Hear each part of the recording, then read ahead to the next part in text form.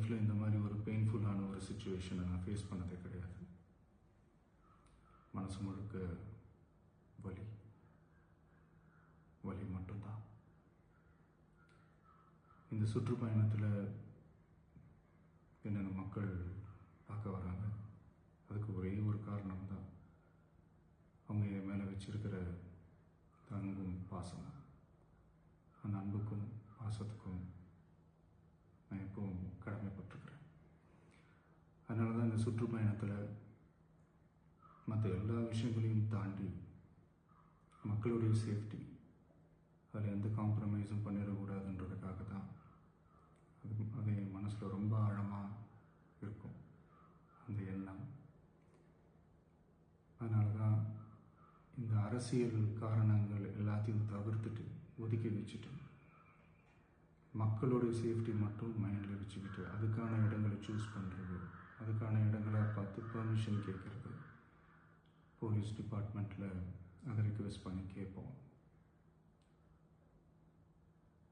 ஆனால்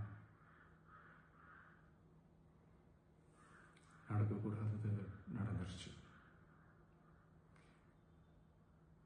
ஆனால் மனுஷன் தானே, அந்த நேரத்தில் அத்தனை பேர் பாதிக்கப்பட்டு இருக்கும்போது எப்படி அந்த ஊரை விட்டுட்டு என்னால் கிளம்பி வர முடியும்? நான் திரும்ப அங்கே போகணும்னு இருந்துச்சுன்னா அதை ஒரு காரணம் காட்டி அங்கே வேறு சில பதட்டமான சுச்சுவேஷன்ஸ், வேறு சில அசம்பாவிதங்கள் அந்த மாதிரி எதுவும் நடந்துடக்கூடாதுன்றதுக்காக தான் நான் அவாய்ட் பண்ணேன். இந்த நேரத்தில் சொந்தங்களை இழந்து தவிக்கிற அத்தனை குடும்பங்களுக்கும் என்னுடைய ஆழ்ந்த இரங்கலை தெரிவிச்சுக்கிறேன். எனக்கு தெரியும், என்ன சொன்னாலும் இது ஈடேயாகாதுன்னு எனக்கு தெரியும். ஹாஸ்பிட்டலில் ட்ரீட் பண்ணிகிட்ருக்கிற எல்லாருமே சீக்கிரமாக க்யூர் ஆகி வரணுன்றது இந்த நேரத்தில் நான் வேண்டிக்கிறேன். கூடிய சீக்கிரமே உங்கள் எல்லாரையும் நான் சந்திக்கிறேன். இந்த நேரத்தில் எங்களுடைய வலிகளை, எங்களுடைய நிலைமையை புரிஞ்சுக்கிட்டு எங்களுக்காக பேசின அரசியல் கட்சிகளை சார்ந்த நண்பர்கள், தலைவர்கள் அனைவருக்கும் என்னுடைய நன்றியை தெரிவிச்சுக்கிறேன். கிட்டத்தட்ட ஒரு 5 மாவட்டத்துக்கு பிரச்சாரத்துக்கு போனோம். இந்த மாதிரி எதுவுமே நடக்கல. ஆனால் கரூரில் மட்டும் ஏன் எப்படி நடக்குது, எப்படி நடக்குது? மக்களுக்கு எல்லா உண்மையும் தெரியும். மக்கள் எல்லாத்தையும் பார்த்துக்கிட்டு இருக்கிறாங்க. கரூரை சேர்ந்த அந்த மக்கள் அந்த உண்மையெல்லாம் வெளியில் சொல்லும்போது எனக்கு கடவுளே நேரில் வந்து இறங்கி அந்த உண்மைகள்லாம் சொல்கிற மாதிரி எனக்கு தோணுச்சு. சீக்கிரமே எல்லா உண்மைகளும் வெளியில் வரும்.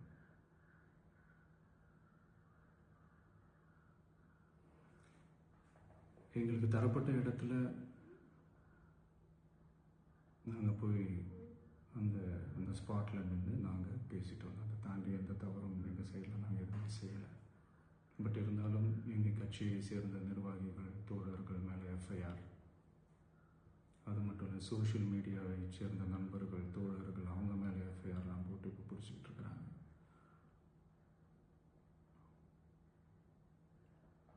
சிஎம் சார், உங்களுக்கு ஏதாவது இந்த பழி வாங்கணும் அப்படின்ற எண்ணம் ஏதாவது இருந்துச்சுன்னா என்ன வேணாலும் பண்ணுங்க. அவங்க மேலே கை வைக்காதீங்க.